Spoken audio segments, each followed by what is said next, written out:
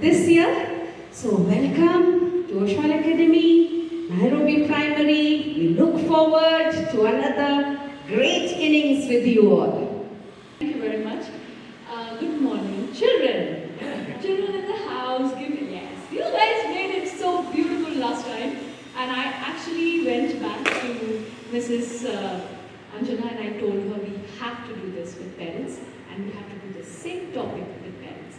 Because of you guys, I'm here. So thank you very much. And the love that you guys gave me was incredible. It stayed with me throughout the last week. So thank you, children. Fathers in the house, stand up. Fathers in the house, stand up. Okay, am I seeing all dads? Am I seeing all dads? Can we give a round of applause, children and mothers, please? Yes, because this is the most underrated relationship, I'll tell you. You know, there's so many posts on mothers and maa ka pyar and, you know, sacrifices mothers make, and they do. Trust me, I'm a mother, I know. But very little has been said about dads. And especially dads who show up for such sessions. I rarely see the numbers. I see a lot of mothers making time for this, but I see very little dads showing up. So when you show up, it just reminds us that how committed you are. And I hope every session we have more and more and more dads showing up. Tell me honestly, did you think your parents showed up for these session dads? Do you remember getting a hug from your dad? And still you are here. So thank you, and I'm so humbled. Thank you very much. Please be seated. Mothers, you are awesome. I love you all. Okay. I would like to share something before I start. We are going to have conversations which is going to be fun. We are going to have conversations today which is going to make you think, oh my God, I didn't know that. But we are also going to have conversations which could be a little difficult. Because like Mrs. Anjana said, it's a web. Okay? Your children are in a container, and that container is you. How you show up is how your children show up. And so for me, when I talk about children, obviously the spotlight is always on parents, on us. And so no, my intention is to make you feel empowered and make you feel we can do this. As we move along, if the conversation becomes triggering, know that this is something that still needs to be spoken. Okay? So, let's begin by first wiping the slate clean. I want everyone to just start wiping. I want every hands up and wipe the slate clean. Just imagine a big slate of your life, things that you know, belief systems that you've been having, everything that your parents did with you. Just wipe it off. For the next 1 hour, I want you guys to come here with a clean slate, with a completely clean slate. You don't know anything. Come with a childlike wonder. Listen as if, oh my God, even this can happen. Okay? That means, in this moment, I want everybody to shed their judgments, or shoulds, or comparison. In this moment, just remove it and just let it go. So when you come here like a 3-year-old, wide-eyed, and like, I'm ready to begin, let's begin. Okay? Do you promise? Okay. I think Mrs. Anjana introduced me pretty well, so I'll just go ahead. I think your children know this so much. Okay, if your children are here, I wish they'll help me or share what I shared last time. If any of you guys want to speak, okay? So come on here and explain to your parents what I told about. Okay? Anyone here remembers? You may not remember the name. But this part of your brain, I want everyone to put your hand here. All the parents, touch this part of your brain. Yeah. This is your prefrontal cortex. The thinking part of your brain. The CEO of your brain. The part of the brain which tells you not to drink, not to steal. Okay? I'm sure parents, some of you know by what age it completely develops to do its job. Any guesses? 25. See now, I think when I started, people still didn't know. The more conversations, the the more Instagram reels are out there, people know now. 25. 25. That means your children are living their lives through their emotional brain, the amygdala. In fact, it's important here to remember that nature wanted us to feel first and to be with our feelings and emotions first before we shifted the gear to the thinking mind. Toughen up. No need to cry. Everybody goes through that. But what about the feelings? It's important you remember your children are feeling every emotion exaggerated. That's why the age between 9 and 14, 15, 17, all the way till 9 and 17 is so triggered with big giant emotions. Everything is a big deal for them. So no, they are not drama queens, and no, they are not crybabies. They are exactly how they are supposed to. All these labels is what we heard when we were young. And I wish our parents knew better, but this kind of knowledge wasn't available.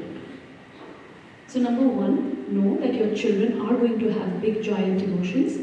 They are going to do things where you will ask them, what were you thinking? What's going on?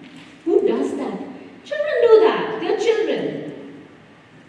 Okay, so impulse behaviors, very common. What else happens between 9 and 18, 19? What else happens? Especially with your children. Hormonal changes, beautiful, yes. So they are going through hormonal changes. So they are going through mood swings. They are going through identity crisis. How often do you see your child looking in the mirror and saying, I don't like this, I have acne, I need to do this, I need to get that jacket, my hair is not okay. And even the most popular kid feels that. And the child who feels they have no friends and is isolated also feels that. So they are truly going through identity crisis. So there is work in progress brain, there is hormonal changes, there is identity crisis, and then there is the immense pressure of performance from school. And from parents, and from chacha, chachi, uncle, aunts, mama, mummy, everyone. Before they've even entered grade 9 or 8, the question starts, what do you want to do? So come back every time you think of that they are just children. Most often than not, now this is where it gets really interesting and spicy. Most often than not, what I'm seeing in the world today, children get all the degrees. They become engineers, they become, not doctors of course, I'm not talking about the doctors here, but most of them who take their careers, between the 20 to 30-year-olds, what I'm witnessing is, the moment they finish their graduation, the moment they finish their masters, they take a gap year. And then seriously I'm seeing, they say, I don't know what to do. I have a degree, but I don't love what I'm doing. And suddenly they become an RJ, suddenly they've gone into creativity, suddenly they've gone into filmmaking. Look around you, look in the families, that's actually happening. And I'm a big advocate of gap year. Reason I'm sharing this is your children are going to very soon get into those grades. Just be kind to yourself and to them and remind yourself it's never that serious. They will figure it out. It's not okay for us to expect our children whose prefrontal cortex is not developed to know what courses they'll do, what career they'll take for the rest of their life. It goes against science. So coming back, there is parental pressure, there is school pressure to perform, and then there is this whole world of social media, of digitalization, of constantly being on screen. Do we agree? Raise your hand parents if you really believe, or actually sometimes have this conversation, why are they always on the phone? How much video game will they play? Raise your hands if you are relating to this. Yeah. And so it's important that we start understanding what is happening to our children in the world right now. Okay? So now we talk a little bit about what phone does to our brain. And this is the part where your children will like, when I share. Okay? So think about this as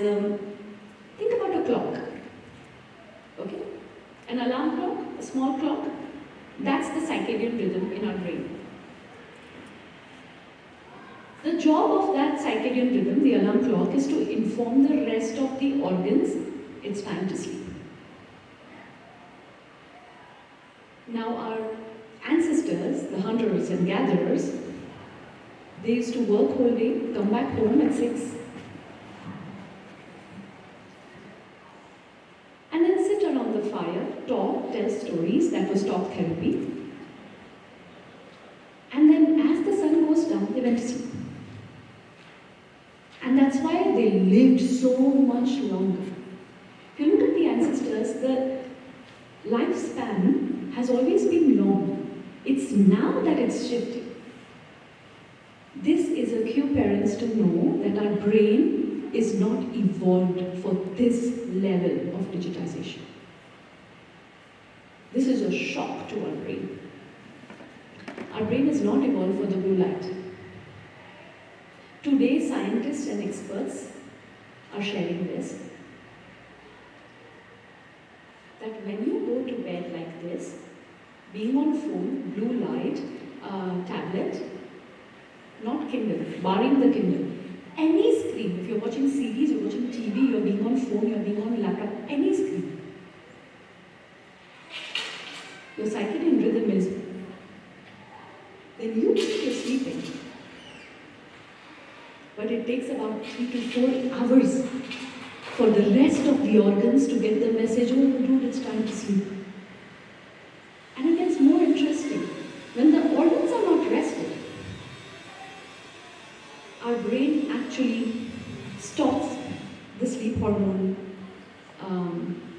release, the melatonin release. That goes for a pause. So sometimes you hear people saying, I can't sleep, I'm up till 2 a.m. This is physiology, this is psychology, this is neuroscience. Something is not okay, something we are doing is not okay. Now that also releases stress hormone, cortisol. Now that creates inflammation in our system, in our organs. Where do you think all the physical diseases come out from? Inflammation. Today science has proven every physical disorders, asthma, diabetes, blood pressure, all types of cancers, heart attack, blocked arteries, everything is coming from stress, from suppressed emotions, from not speaking what we feel. One of the first signs that your health is going to give up on you is sleep. And so this is important that you understand what habits are we having every day as parents. Now, what impact does it do on children?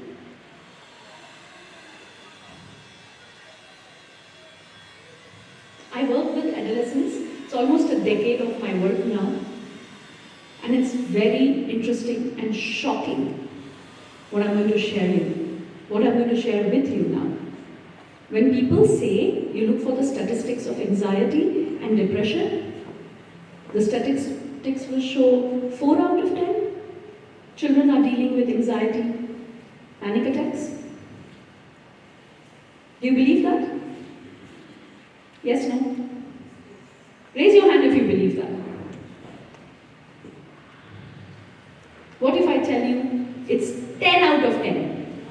It's 100 out of 100. And your children showed me that, and so many other children and speaking engagements, and my own children taught me that. So I'm a mental health consultant, I'm an adolescent psychologist. Guess what? My children get panic attacks and anxiety. What the hell? And so do yours. When your children were in this session, and I asked them to close their eyes, and I'll do something like that with you guys too, and I asked them, raise your hand if you feel anxiety, if you feel anxious, if you felt like panic.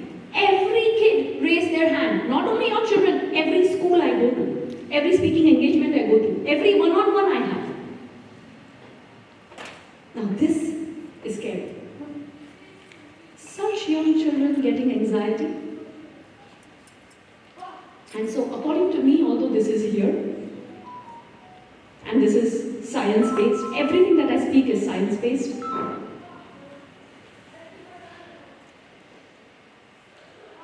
it's very important that you remember this like.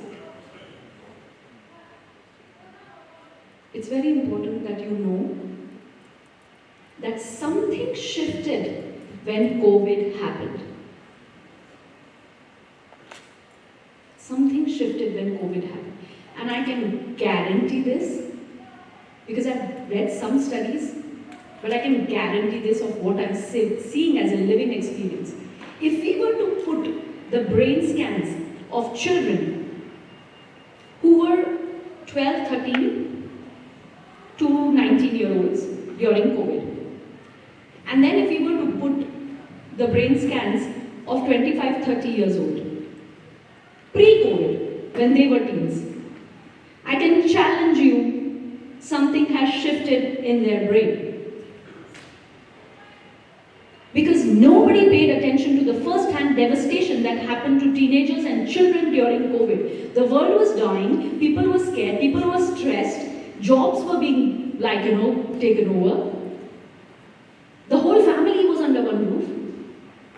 Husband and wives were couldn't stand each other because that's not what we are used to. Let's be honest, we're used to waking up, we have a purpose, we have a meaning, we leave home, we come back in the evening. Imagine all of us, the world had come to a complete stillness, right? What about children? They are watching everything. No one was even talking about what is actually going on. I'll tell you what was going on. Now these children whose brain require outdoor playtime, these children thrive on socialization, on talking to each other. The neural pathways are kicking and building neural pathways and getting super healthy brain. Resilience is built when they are out in the outdoors, under sunshine, talking to people, playing. We took everything that was good about the school and we gave them everything that they dread about the school. Studying, screen time, being picked, humiliated through the screen. It was torture. Absolute torture. I'll tell you about my own daughter. After COVID passed, she was in her O-levels, I think around COVID, and then when COVID finished, now she's preparing for her A-levels, although she was in IB program, so it was Diploma 1, Diploma 2. I noticed that she's an academician. She loves studying.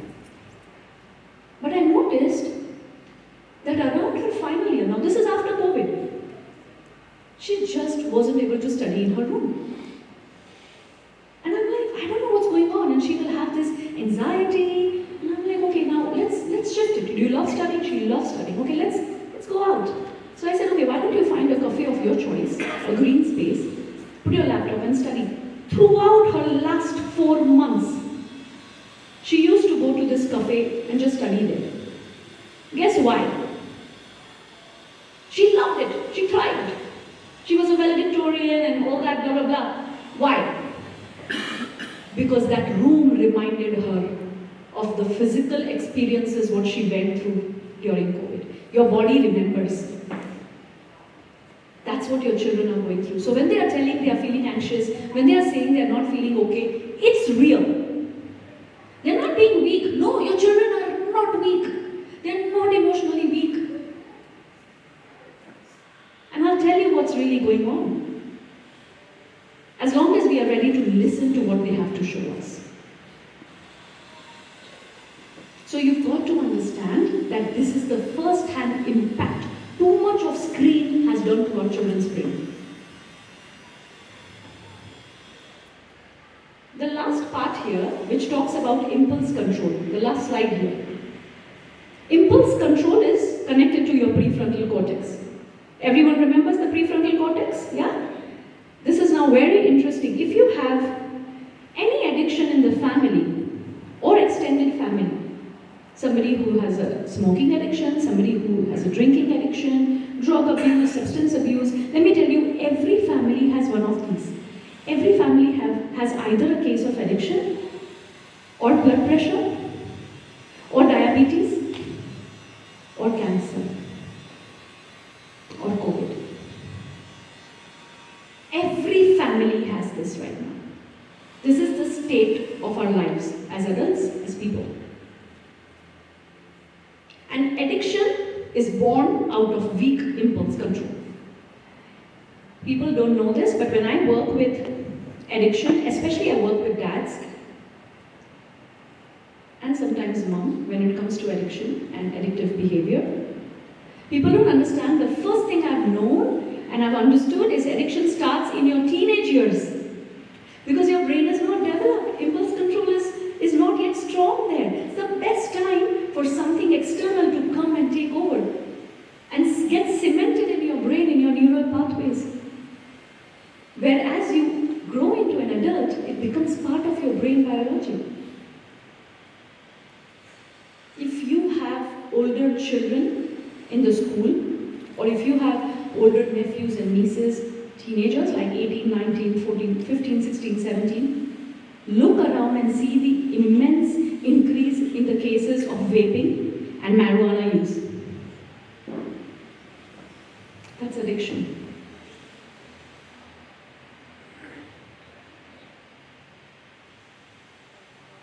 And so I'll go back to the slide again and see what it does. Too much of social media. You start having problem with memory, you start having problem with loss of motivation. You start having problem with attention, self-esteem, and impulse control. So everything else that I said where their identity crisis and they feel they are not good enough multiplies by 10 times by using and being on phone for so much time.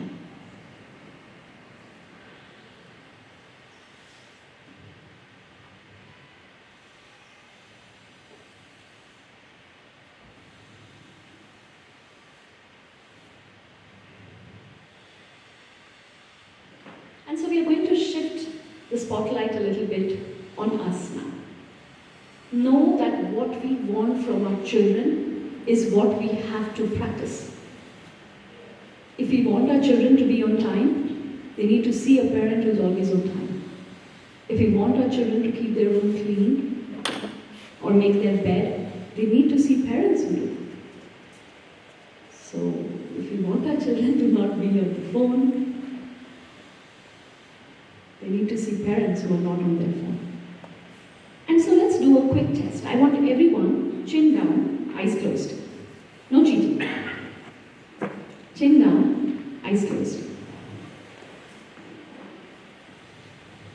Okay? I'm watching everyone, children, even you guys. Chin down, eyes closed. Now I'll say a statement. If it holds true, raise your hand. Okay? Raise your hand if you have been that parent who is a lot on the phone.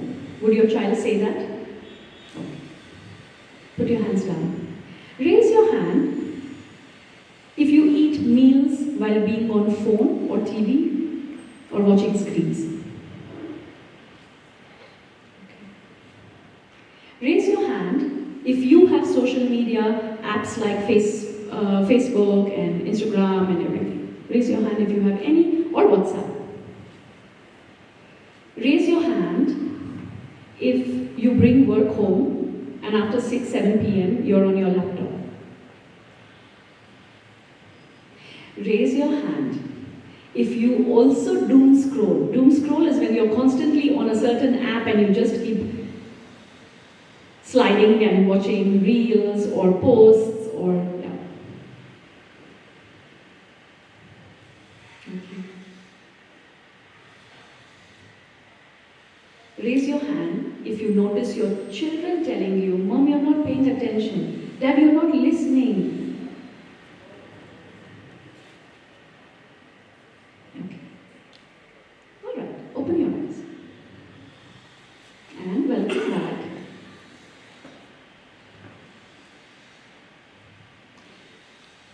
This is data-driven. This post is data-driven.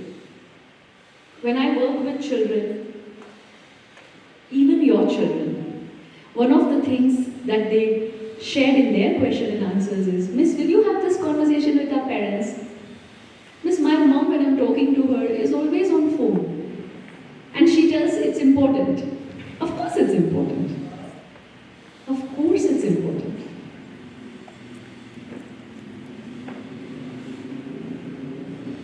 But I'm going to tell you something very interesting here. There was a study that was done on a 6-month-old infant. Okay? And the scientists told the parents that coddle the child, play with the child for some time. And then on the next day, they said, be around the child. But don't look at the child, don't have eye contact, don't talk to them. Just be around them, but no connection. Any idea what they found? What happens when a child, 6-month-old child, any idea what happened? Sorry? Wailing as if something has happened. They were wailing, they were crying, because children need their nurturers. The first sound our children or we understood was the heartbeat of our mother. So that time or those days when we were young parents and we were told that no, don't coddle your child, it's not good, attachment thing happens, all of that is crap. We didn't know better. And science is changing every day.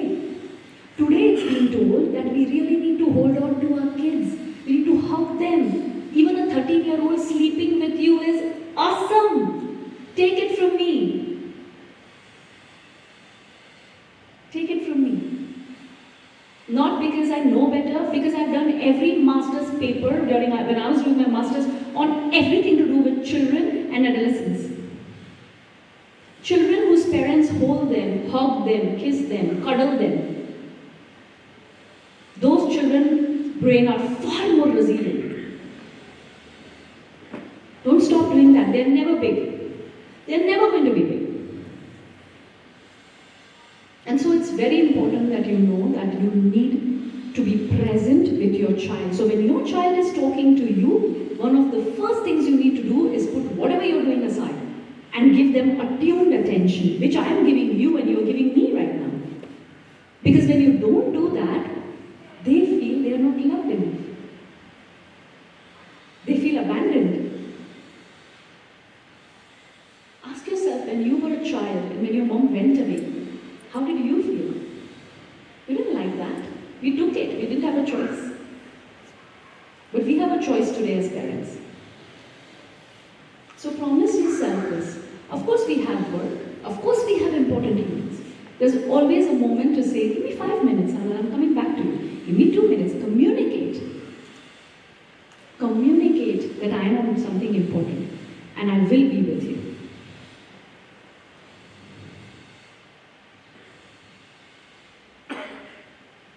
I'll go back a little bit into happy hormone dopamine. Have you heard about the word dopamine? Okay, dopamine is released when you're anticipating something. If there is this slice of cake and you're looking forward to going home, that's dopamine.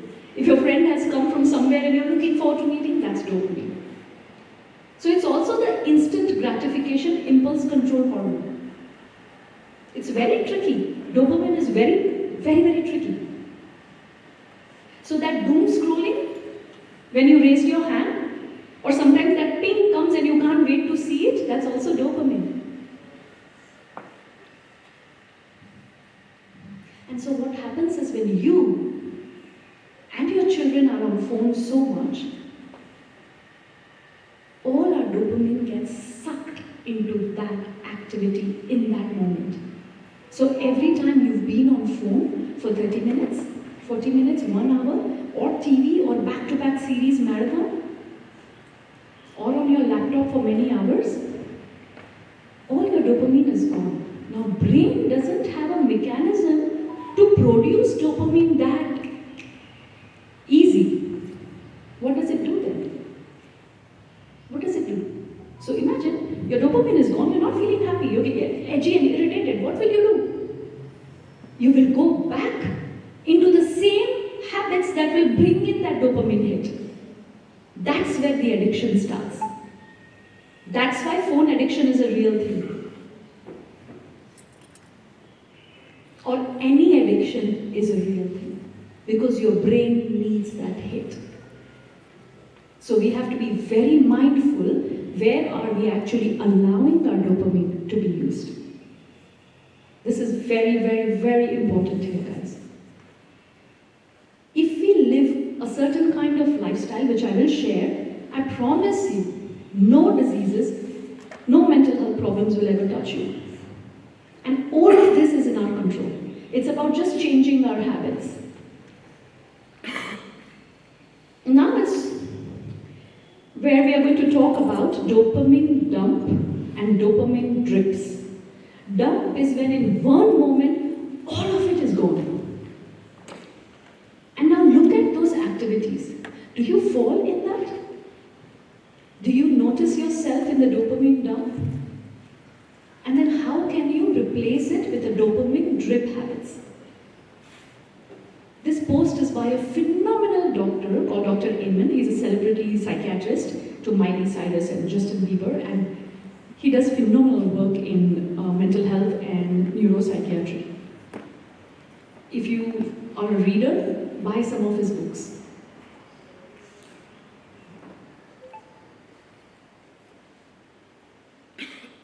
So those moments, parents, when you feel you're agitated, those moments, husbands, where you feel you're walking around eggshell around your wife and she's short-tempered, and sometimes even wives feel that it's like, if I tell him he's going to blow up. If your children think that you are an angry parent. Habits. Habits and stress.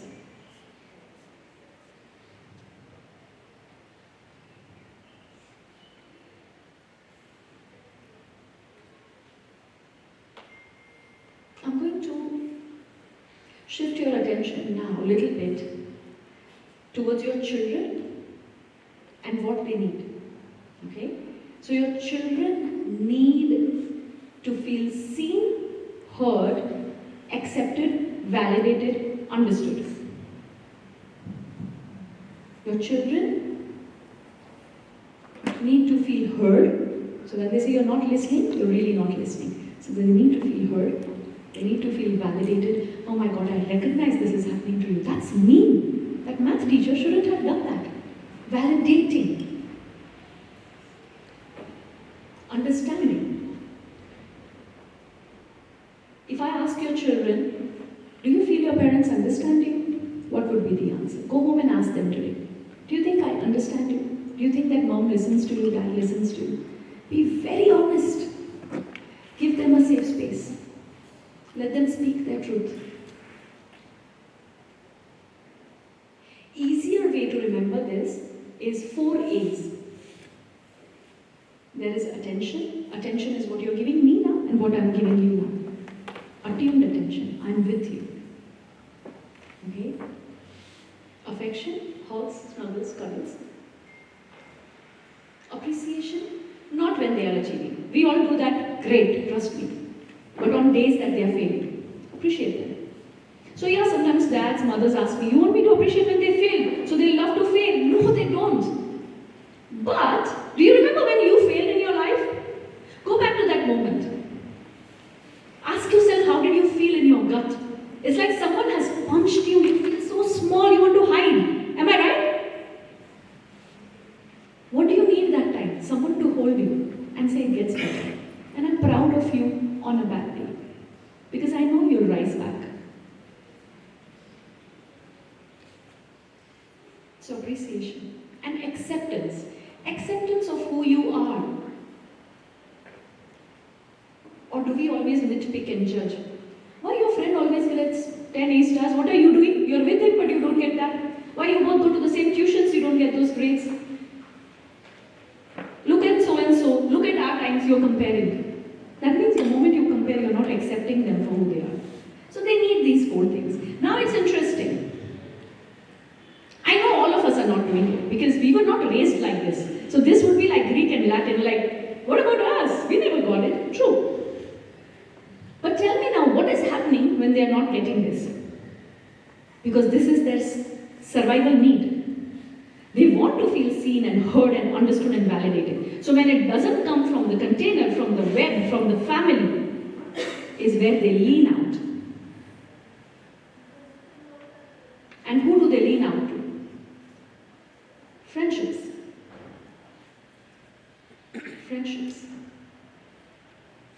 Why do you think 15-year-olds, 16-year-olds are taking that first puff? In that moment,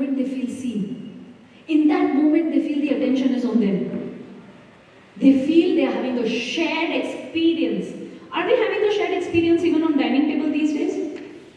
We are just looking at the phone or talking about work or talking about homework or talking about that teacher's email. Or are we talking about something silly and laughing?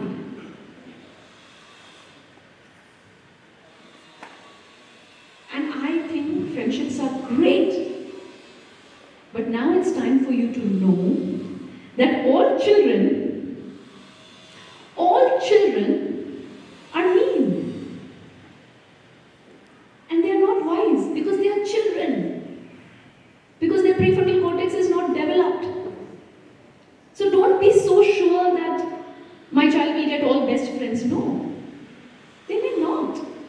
They may get a friend who under the name of friendship will make fun, where others are laughing at him. They may get a friend where that friend is not loyal. That's life because they are children too. And just like our children feel they are not understood, so do all the other children feel that they are not understood. So sometimes they are mean, sometimes they are really immature, and that's the world we are. So, while they navigate their life with the friendships, how about we bring the focus home to being more attuned parents and taking care of those needs of feeling seen, heard, understood, and validated. If your child feels that, I can guarantee you, I can bank my career on this, they'll never lean out for behavioral issues. And let me tell you, 9 out of 10 children are leaning out. Some parents know about it, some parents don't know about it. This is the sad fact. 9 out of 10. And the reason they are leaning out is because everybody is on the phone. Because we are not having shared connections. We are not having meaningful moments. And when I sit with parents and I am doing one-on-one with them, and I ask them, what do you really want for your children? Well, I want my children to be happy. I'm ready to do anything for that. I'm just asking you to do this. I am just asking you to be more present parent. Step away from your old habits. Bring in new habits, new house culture. Put yourself on some kind of a fun goal or an intention. Every 3 months I'm going to ask my child, did I compare you this term? Did I judge you? Do you feel seen enough? Do you feel understood enough? Am I present for you? Am I always on phone? Am I a distracted mother? Am I a distracted father? Ask them. See what they say. Connect with them. The more you do this, I promise you, your child will find internal happiness. Your child will have a stronger prefrontal cortex. Your child will grow into an adult who will not lean into any of the behavioral problems. They'll find themselves because they know they have a robust home environment. A father who trusts them, a mother who's there, and it's not achievement based and it's not performance based. And I'm loved when I'm failing. That's all you have to do. And I know we didn't get that. I'm so sorry about it. We didn't get that. And so I'm going to tell you that changing ourselves as a parent is also finding ourselves. Remember how many times we've been told that when you become a mother, it's a rebirth. Indeed, it is a rebirth. Because what your child is doing is what is a mirror to you. And so it's time that you start working on yourself. When you are a happier mother, when you are a happier father, you'll be a happier. When you are a happier person, you'll be a happier father. When you're taking care of yourself, when you feel happy within and you're excited about life, you will pass that on to your children. If you're taking too much stress and your habits are unhealthy, then you're going to pour it out on your children. I'm only going to tell you that this is the best time to hold on to your kids. This book is by Dr. Gabriel Martin, finest book he has written. And I've borrowed this slide from his title of the book. It's so important. Peers are great, but not necessarily they know it all. And a lot of behavioral issues or problems your children go into is because of that age group, because of the underdeveloped prefrontal cortex. So hold them. Let them be more connected to you.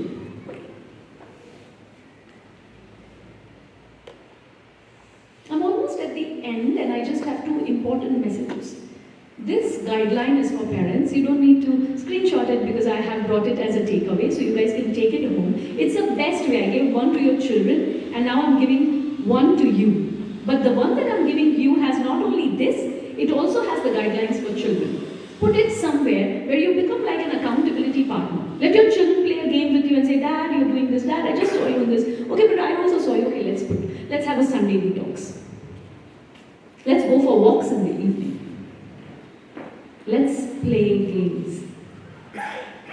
One of the best things you can do for your children is have Wednesday game nights. Get categories, get Phase 10, get Uno.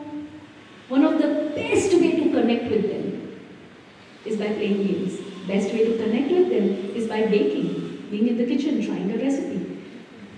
As your children grow into teenage years, let me tell you, they'll stop sharing with you. Because that's how biology works. Remember identity crisis? They are finding their identity. Trust me, you could be the best parent on earth, and yet your children will not come and tell you anything. Not because you're not doing better, because their brain is telling they don't know anything, I know best. That is control. That's how humans evolve. That's science. So the best way to talk to them is by doing something.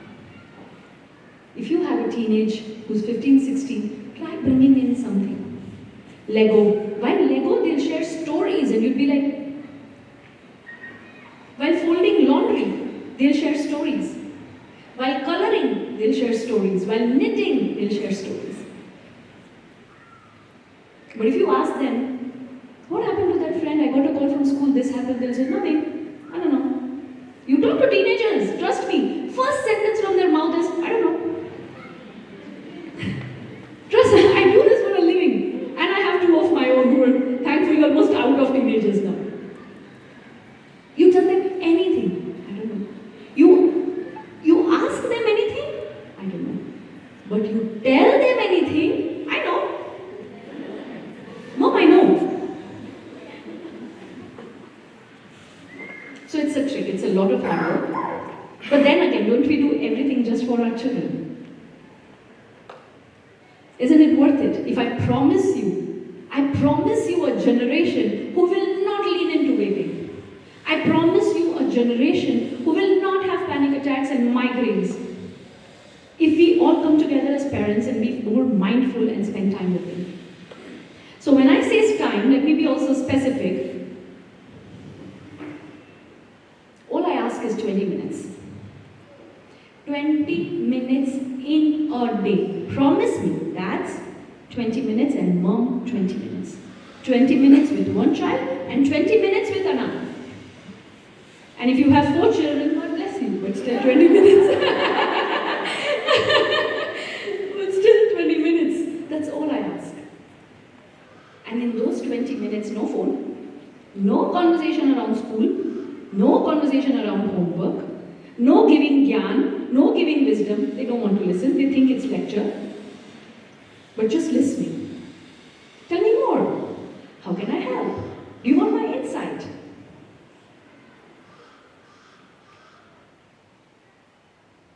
"20 minutes. Go for a walk. If you have a dog, take the dog, go for a walk. Go for cycling on Saturday mornings with your children. 20 minutes. Any problem that you're dealing with your child, do this for 21 days. Give them 20 minutes. Attuned attention. Attuned attention is presence, is listening to understand, not listening to give back. 20 minutes of no judging, no comparing. No shaming. I told you so, that's shaming. You never listen to me, that's judging. Just listen. 20 minutes of fun time with your child every day, 21 days. See what changes in your child right away. I challenge you, you'll see a remarkable change. Unless, of course, we are dealing with something now which categorizes in a mental health condition. Okay? So if there's a depression or really an anxiety disorder, then that's different. But for all the other parents, do this as a challenge. You change, they change. You they change.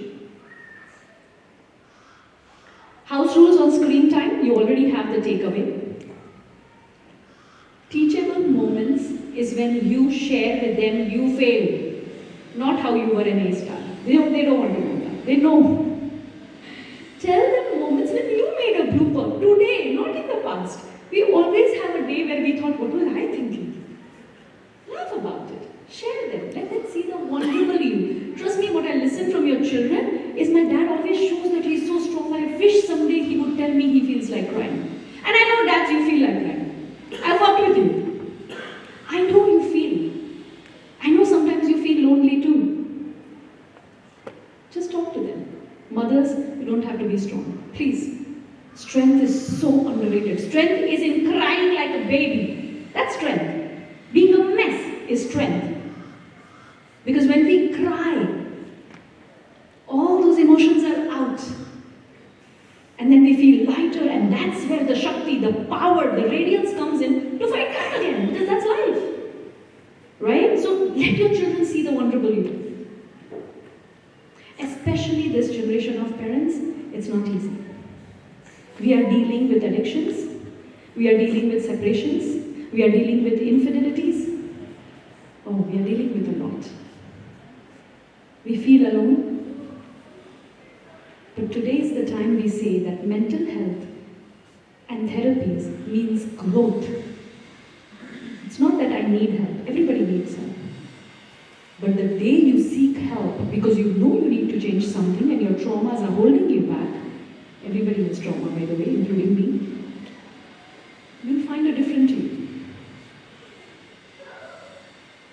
Encourage questions. Always be curious with your children. If they share something, don't start giving wisdom and lecturing. Don't do that. Encourage. What happened then? What did you do then? Oh my God, tell me you did this. Tell me what did you do? Yeah, I am dramatic, but then my children listen to me if that works. Make it that way. Make it engaging. Let them be excited that my mother wants to listen to the stories when I reach home.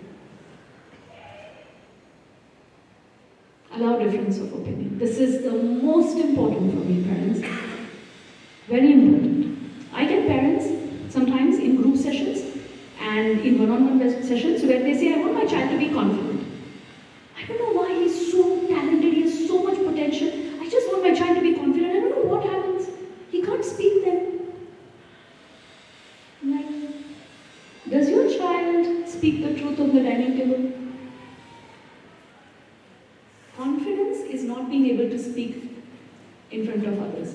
Extroverted people do that. It's not a big deal. It's a personality type. Grounded confidence, the real confidence is being able to speak your truth without worrying about consequences. That's confidence. If you raise children who can say, Dad, I don't agree. That's not how it is. And you're like, really? Okay, share your opinion. Now that's where confidence comes. If your children can speak their truth to their nurturers, they can speak their truth anywhere in the world. That's what thought leaders are made of. That's what leaders are made of. Mothers, let's be honest. Are we able to speak to our truth to our loved ones? Sometimes no. We are not, because we were not allowed. We were not allowed. And sometimes we may look confident, we may be confident, but we don't feel confident with certain people, with family members, with extended family members, with a friend who's toxic. We don't want to pass that to our children. If we want to raise children who are resilient, we need to raise children who are confident, who can speak their truth, and they have to first speak their truth to us. That's why I'm asking, allow difference of opinion. A lot is happening in the world. They know about LGBTQ. They know about a lot more things. So they are going to tell you their opinions. Don't shut them. They'll still figure a way out and build their opinions with or without you. You might as well be a part of their opinions.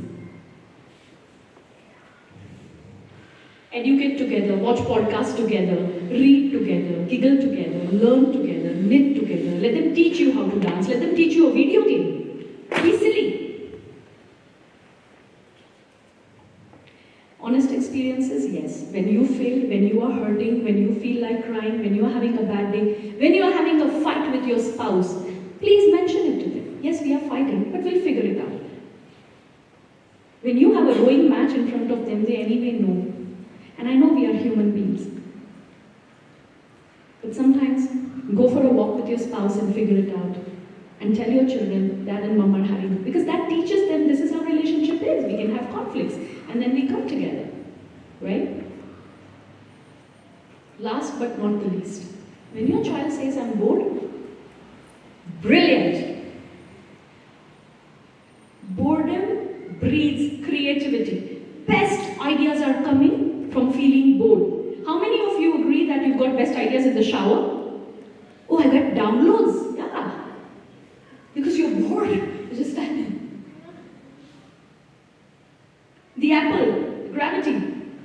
He was bored. Best ideas are born out of boredom. That's why our generation was quite creative. Our children don't know how to be bored. And guess what is the antidote of stress?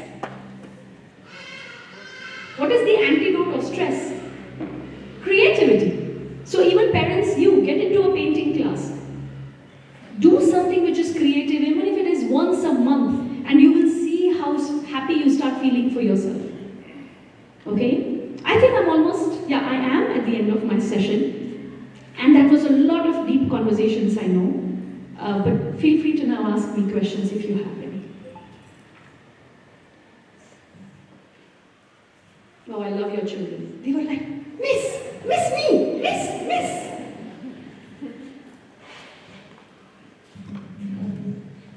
Other thing is, I don't know, maybe it's a topic on its own, but in adolescence or when they start growing up, suddenly, I don't know if it's me or a lot of other parents, notice they start getting out of fears. Fear of maybe a lift. Suddenly they're afraid of, how do you get rid of fears? Like suddenly they don't. You're right. This is something that I'm listening to.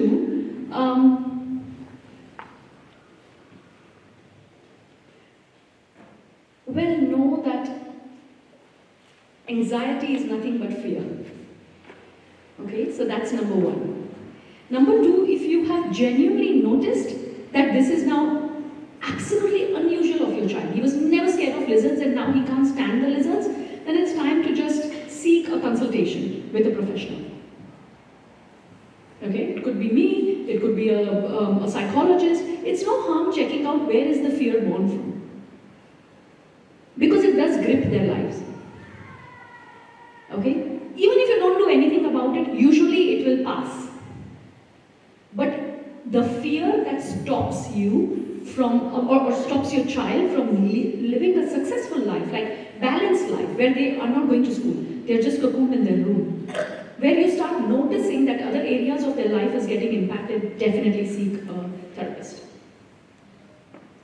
Yeah, thank you for asking. Is that okay? Yeah. Any other questions, parents?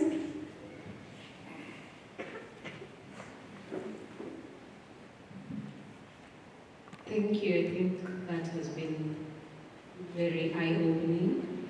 I'm a big fan of cuddles and hugs and all that stuff. And probably mothers are accused of overdoing it, especially when the kids are young. Tell me about it. Yeah, I'm just wondering, at what point do we get the balance? Because when children fail and they don't do well in something, they need to know that life doesn't go like that. Like you need to sit in that space, and maybe out of those feelings and out of that feeling like you're inside there, we can't then go back and tell them, oh no, don't worry, it's all gonna be okay. Sometimes it's not, How do we then find a balance between teaching our children that life is hard and you're going to encounter failure in life, you're going to meet very difficult people from time to time, and sort of toughen them, because I feel like today we are leaning too much towards softness and cuddles and what have you, but there's also the realities of life that, it's not all going to be this good. So how do we then then find this firmness and toughness in our children? Thank you. Yeah, that was such a powerful question. And I get that question a lot. Okay. Number one, softness and cuddles, and it'll get better. And this is life. Both of them are not mutually exclusive. Both realities can coexist. You can be soft and mindful and loving and give them cuddles and yet have those statements like this is life. Just like you said it, but look at the tone. Well, this is life. This hurts. Where does it hurt in your body? Let me give you a hug because it hurts me too. Let's just have a day of feeling sad. And then the next day, what do you think we should move from here? What do you think should be our next steps? Now, this sounds, the manner in which I showed you sounds like, oh, but that's such coddling. No, it's not. No, it's not coddling. It's letting them choose what they want to do and how can they come back from it, and yet giving them the nurturing that is required when you are hurt and fallen down and feeling broken. I also agree when parents tell me this, but that's too much softness. But let me tell you, all of that toughness has created innumerable diseases in us. In this room itself, we can have a count of how many of us are dealing with blood pressure, diabetes, early deaths, cancer. I see that 40 plus women are dying for cancer. I see 40 plus men are dying of heart attack. No, that toughness didn't help. And I'm not telling this because it makes sense to this. I'm telling this because this is data. This is science.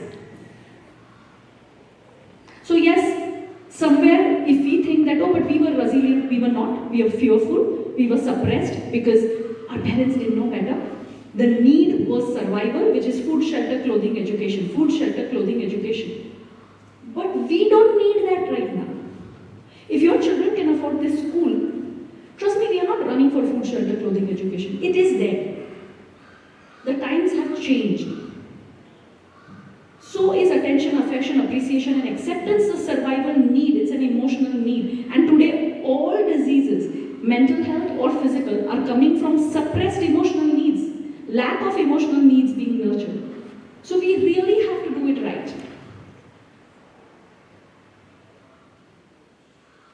And I'm again telling you, when I say cuddle, dopamine is released, cortisol is released, cortisol is a stress hormone. Dopamine is released, endorphins are released, oxytocin is released. It's a hug hormone. Instant happiness. So now, let's go science way. Okay? Let's go science way. Science tells that when we hug for 4 seconds or more, a minute or more, a great surge of happiness comes into our body. That's oxytocin. Okay? Tell me when your child has failed, he's fallen down, he's hurt, emotionally hurt, he feels isolated, he's been bullied, teacher picked on him, someone slapped him, life has come to an end because it's an exaggerated emotional space for that child, and you give him a hug. Isn't that what is needed? From science perspective, aren't you supposed to feel that when you're hungry you eat, so when you're sad you need the happy hormone? That's science. And when you get the happy hormone, it regulates our nervous system. Have you guys seen a snow globe? Yeah? When your child is triggered, sad, angry, hurt, depressed, overwhelmed, anxious, the whole globe, the way you see, is the way the brain is. Fight or flight, freeze. Fight or flight, freeze. It takes 20 minutes for the brain to come back to its automated, regulated nervous system. The sense of calm, I'm safe, I'm okay.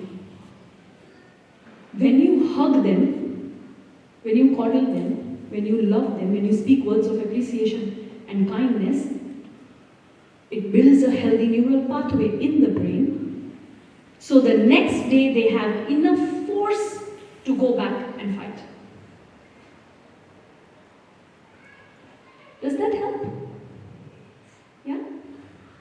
So I'm just reminding you that when I say cuddle, I'm not saying, oh, it happens and then move on. No. Tell them the reality, but also ask them, how can I help? Or, what is it that you think we should do? Right? Any questions, parents? Hi, and again, thanks a lot for sharing. Maybe just some thoughts around boys and girls, if there are, in your experience, any variations. Oh, there are huge variations, okay?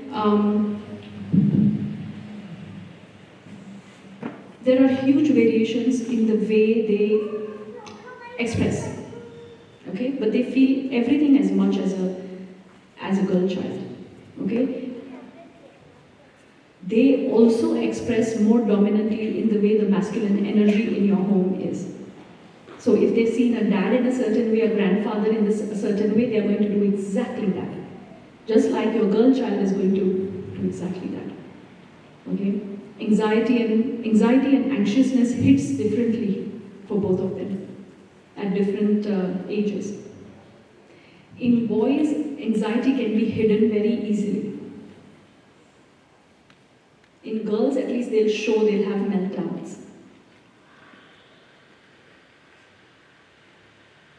I think I can go on and on, but it'll take a lot more, time on that. But yes, they are very different. Even the way they like nurturing and conversations is very different. So when I tell you, this is interesting, and thank you for asking. When I tell you spend 20 minutes, come from an intention of asking your child, where are they? Meet them where they are.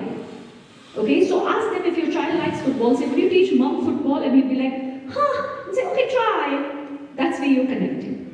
And with a daughter, maybe she likes baking. Sometimes boys love baking. Okay, but yes, they are totally different. Their brain biology is different. Their expressions are different. Everything is different about them. Thank you. Yes, sure. Nowadays in academics there's a lot of pressure. In school there's constant pressure of performing and proving yourselves to be better. But we as parents, how can we support our kids so that that stress at least little bit can be lowered down? Thank you for asking that. So, number one, I'm a non-academic parent, a non-academic minded parent. That means I believe academics is not everything. And yet my children, one of them is an academician, the other one wants to be a professional footballer. And so she got early scholarship. The reason I'm saying that is because academics is very important. That's why at late age I did my master's. Okay, the world that we live in has no credibility if we don't somehow manage our undergrad and whatever that we want to do. Right now, that's needed. But the importance that is placed on performance is what needs to be looked into. So yes, the school will do that because again, I'll remind you that it's a structure where the whole idea is to educate and impart learning, but teachers are graded on the way their children perform. So obviously the pressure is going to be there. We don't have any reason to push them. Except that somewhere deep down, and this is a very sensitive, triggering question, parents, but somewhere deep down, I think we like it. I like it when I say my daughter wants to be a professional footballer. Do you see? When I said she's a valedictorian, we like it. Somewhere it's a self-worth thing for us. And that's okay. But to what extent is it okay? Do we make it about us then? Are we reliving our childhood of what we couldn't get through our children? So when they get 10 A stars, we look like a better parent? Are we judging ourselves because they are not scoring? So school is doing their job. Your job is to give them a lot of interesting conversations which does not necessarily revolve around academics. You can base your house rules, you can say, your children know it. For God's sake, they don't have a minute to spare. They come home, they remove their bags, go for shower, homework. By the time it's 9, they're really tired. Your children know the rules. Follow those rules. Best thing to do is when they are studying. And if you can manage the time, if you're a working mother or a working dad, that's different. But if you can manage the time, stay around in that room. Read a book, do your own homework, do your own office work.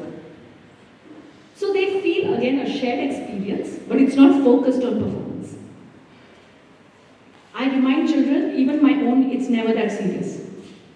I got a D in my 10th standard, which is as good as your O levels, A levels in India. I got a D. I survived. And I did masters much later and chose this much later in my life. They'll survive. Okay? They want to learn. Everybody wants to learn. Some child is great in maths and STEM courses, and some child is great in sports, and some child is great in art. Please do not put your preconceived systems into them. Don't undermine when they like creativity and arts. Okay? As long as you give them that freedom to choose and freedom to be while following the certain house rules, they're going to be okay. As long as the conversation is not dominated by, did your results come? How much did you get in chemistry? Well, you've lost the plot there. You've lost the plot there. The moment you're doing that, know that your child at 17 will be disconnected. And the children who are given this liberty find their way through learning. Does that help? Yeah? Sure. How do you train yourself to accept different opinions, given that you're the parents? And as you rightly put it, as we grew up, it was suppressed to give your opinion, so you always have this mindset that you know it. So how do you train us, or retrain actually? Yeah, actually, how do we unlearn that? I think that's a brilliant question because it puts the focus on our work. Thank you for asking that. Now, when I say self-work, it can be therapy, but it need not always be therapy. Self-work could be journaling. Self-work could be reflection. Start building small, tiny, healthy habits in the night. Keep a journal by your bedside. Anyway, I hope you guys are not going to touch your phone after today's session, 1 hour before bedtime. So have a journal. Just write an overwhelm down. Okay, and I can show you if there's a... Where are the pens? Oh, sorry. I can show you what that looks like. It's so simple.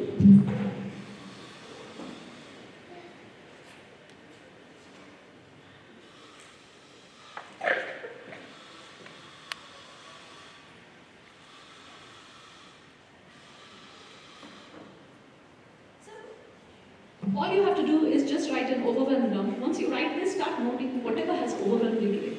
It could be fight with someone, it could be a disagreement with your spouse, it could be your mother-in-law's phone call, it could be your sister not understanding you, it could be your children, it could be your career, it could be your boss. Write. In 2023, there was a survey that was done which said one of the number one resource that helped clients who were going for therapy was journaling. When you write everything, it automatically removes all the suppressed emotions onto the paper. It's an active work. It's an active work. It's a part of you that comes out on paper. The moment you start doing that, end that exercise by just writing 3 to 6 things that you're grateful for. This is all science. Because every time you're focusing on what you have rather than what you don't have, you're building neural pathways. That's neuroplasticity. You're shifting your brain to believe in different things. So what happens? When you write, the overwhelm is out. When you write gratitude, you're already feeling lighter. You go to bed, you feel rested, you wake up, you are a happier parent. You're a happier parent, your responses are not as bitter or as judgmental. So that's number one. Number two is come home to your breath. I know everybody breathes, but just finding 1 minute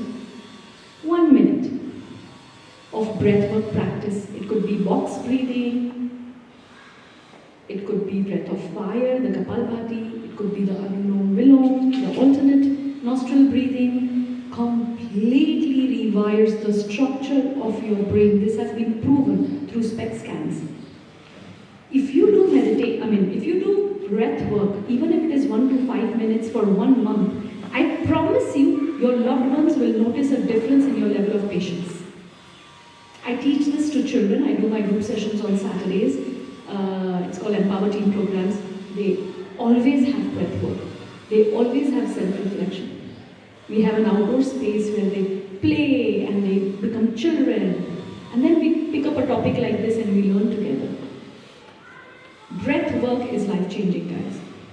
If you just start doing it 1 to 3 minutes, in fact, there is an app I always give it to children and parents, and it's a free app. It's called Insight Timer.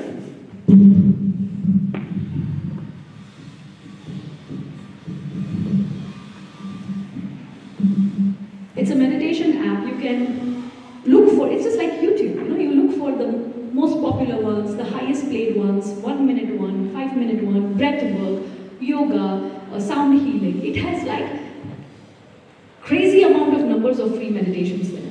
And just put on the headphone, sit on your bed, close your eyes, that's it. Just 2 minutes. It's a life changer. I hope that answers. So that automatically gives practice the pause. When I tell parents pause, we don't have to respond.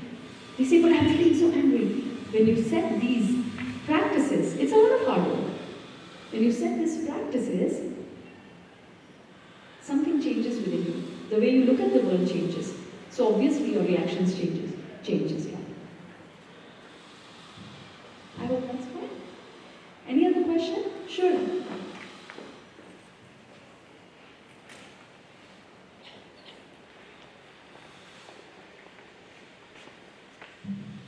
Hello. Hi. So I know you said a lot in this day and age is about impulsive reactions and behavior. One of those questions I have is,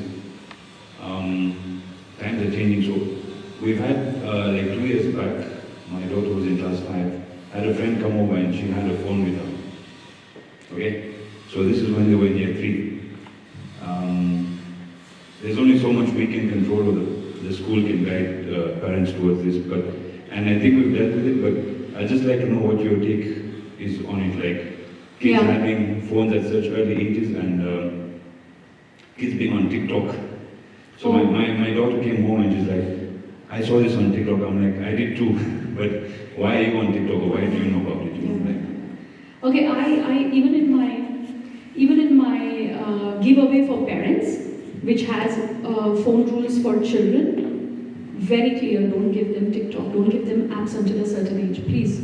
TikTok is #1 reason for anxiety and depression. It's one of the worst rated apps. Even TikTokers have gone on social media and said that they have mental health problems because of TikTok. And there is, if you Google, there is even a brain health disorder named after TikTok. Now, this is a very normal thing that everybody is so different and all house rules are so different, right? And your children may find friendships who have very different values from us. I think what works best is have a family Sunday meeting, okay? And set down your values. Okay, so for example, in our family, we always say please and thank you. We are very graceful when talking even to our house help. Okay, so that's most important value. Another value is no phones when face-to-face interaction. Or if there is a phone, then we inform. Communication is important, but face-to-face interaction, no phone. These are our values. Some of the values children come with. Some of the values children say, don't always snoop around my room. Okay, maybe we need to give you privacy. Come together, set certain values. Now these are your values, your house rules. Now your child may come and say, but you know that their parents just always alone. Great for them. We meet them where they are, but we don't become them. Right? So this is exactly what happened when my child was really young, and she was, I think, 7, and this was over a decade ago. And she's 7 and she comes and she tells me, so and so is just 7 and she has an iPad, mama. And I had to sit her down and be very kind, but honest, that do you think that her mom plays hide and seek with her? No. Do you think her mom and she bakes cakes? Why don't you go and ask her? Don't make her feel small, but just probe about her life. In this house, we don't have iPads, not that young at all. In this house, we be together, we play together, we have fun together. And so when someone comes to our house, their iPad needs to be in the bag. It's our house rule. Just like you've seen in India, when you enter, keep the shoes out. First thing they tell you is remove your shoes. Why? Every Indian there in India has that house rule, don't bring the dirt from outside in. The same house rule applies. You're welcome, we'll have lots of fun, we'll have activities, phones away. So we don't need to judge them. They can do them. I mean, everybody is different. Sometimes children come from broken families, single mothers, it's tough. It's really tough. So they can do that. But when it comes to our children, it's our responsibility to have robust house rules and values in place. And with a lot of kindness. Does that help? Thank you. Any other question, parents? How to make them understand what you are doing is right. Like we had, even our family stays there. So Bombay, the lifestyle is completely different. All the kids in India have gadgets in their hands these days. They are staying late night, watching television, they are watching the content which they are not supposed to. They are eating on wrong times, they are sleeping on wrong times, then late night and all those things, they are going down to play at odd times, which we don't allow here. We are able to do that because we are a nuclear family, so we can very well control the surroundings according to us. But when we go to other families and our kids, then they compare. They say that, see, they are doing this and they are good, they are fit enough, they are doing well in their schools, they have a big car in their house, and the family is progressing. They have all the gadgets which they need to have in this world. So how do we make them understand that no, we are right and something is wrong with the other side? You said it so right. I sometimes feel isolated in the world that I am in. So even you must be feeling isolated. Your children must be feeling isolated. So two things. Number one, when you go to India, if it's for a short time, let them be. Let them be. No rules, because it's not our house. Let them be. Now when they compare, and they're right. Let me tell you, this is what even sometimes I face in adults, in my own families sometimes. But we are okay, look at us, we are flourishing. Are you really? Let's look at your health reports. No, you're not. So when your children come with that look, they have a big house, they have a this, no, but let's look at their health reports. This chachi has diabetes and this one has that and somebody's drinking and somebody's smoking. I don't want that for you, me and Papa. Simple. My job is not to keep you happy, baby. My job is to keep you safe. Know this. Your job is not to keep your child happy. They'll find their own happiness. Don't lean in into toxic behaviors of phone and TikTok because you want them to be happy. No. Your job is to keep them safe. Number two, look, the world is moving. Just like they are finding all this, we have to buckle up parents and find videos which shows them the first-hand harm it does to their brain. Sit and watch those videos with them. Sit and watch podcasts with them which talks about this. In fact, I will share with Mrs. Anjana that podcast about the circadian rhythm and all that. I will share that.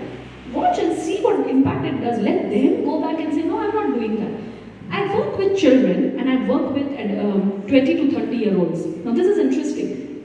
When I show the video of what alcohol, even one sip, even social drinking, when I show them a video or a clip of what alcohol does to their brain, and I show them brain scans, 2023, 80% of my 20 to 30 year olds came back telling me we've gone on 100-day detox of alcohol. Mind you, 20 to 30 year olds are earning, they're spending time in the club, but the moment you educate them, they choose different. I have seen youngsters, 16, 17 year old, when I show them that video, now they are aware. I tell them, which brain do you want? They come back and say, Miss, I can't even enjoy clubbing scene anymore. I don't mind now watching the whole world fall apart, but I can't take that sip. Educate them. Tell them you're getting influenced, let me educate you. Okay? But for that, you need to first get educated. Okay? So, be ready. This is a very tough time. We have to get all the resources gathered. It's like a war, when it comes to these technological things and habits. So, we have to bring in that knowledge and educate our children. And when they see us making different choices, they see us putting our phones away, they say, Mom and Dad are also doing that. Of course, we don't touch our phone. The change comes slowly. I promise you that.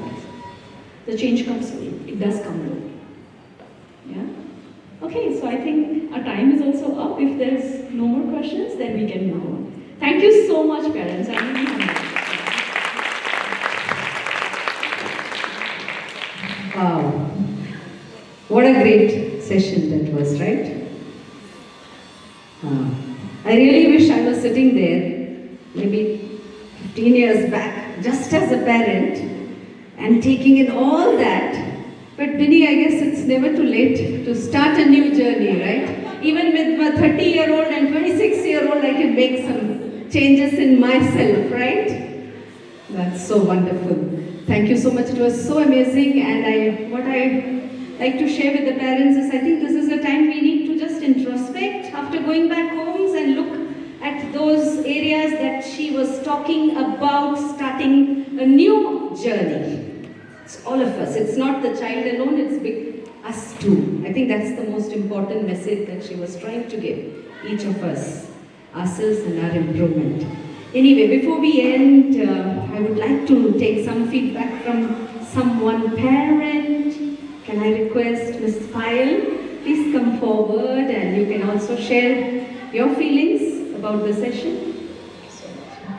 We forgot, I think, in that engagement, but we would like your feedback. So Lillian is coming to you with feedback forms. Just find like a minute or two to write your feedback, and these are the takeaways you can take home before you leave. Sorry. Wow, wow, wow. I think that was just a brilliant, mind-blowing session, Vinny. So thank you so much to you for coming here today. Thank you, parents. I think it was really good. What do you think? Yeah? So it's been nice of all of you to take the time out of your busy schedules this morning to be here. I think on behalf of all of us here, I would just like to extend our deepest gratitude to you, Vinny, for enlightening us and taking us through this presentation on how we can redefine the childhood for our children. I think key takeaways for me this morning revolve around doing more to hear my child, to validate, understand, and create a safe space for the children. Also to remember the 4 A's, parents, around ambition, so understand your child's ambitions, remember to appreciate them, be affectionate towards them, show them that you love them, give them the cuddles, be there for them, as well as accept our children for who they are. Before I came into this presentation this morning, obviously as parents of 3 teens, we all have a lot of questions going on in our mind. And for me, I think the 21-day pathway to being a more empowered parent has really helped me to see things differently. So we'll definitely try to follow that. But also the conversation that you had with the children last term. I think I had that talk with my daughter after that session with the children, and she said, "Mommy, no phones on the table," and that's what we've really been trying to adopt since last term. So I think that's a great one and a good initiative. Thank you so much for organizing this session, and we're most appreciative of your efforts. Thank you. All right. Thank you, parents. Just take a minute. That's the only way I know that I'm doing my job well, when I look at your feedback form and then bring in more shift in whatever I think are the gaps. So thanks again, and before you leave, you can take this sheet. Like I said, it's something that you can put up and turn it into a fun game, and follow through these things. Know that if you ever, want to know something or something is going on, my numbers are there, my Instagram is there, I can also put it here, so feel free to just send a message. Yeah, feel free to just send a message or follow me on Instagram, and it's never that serious. Thank you again.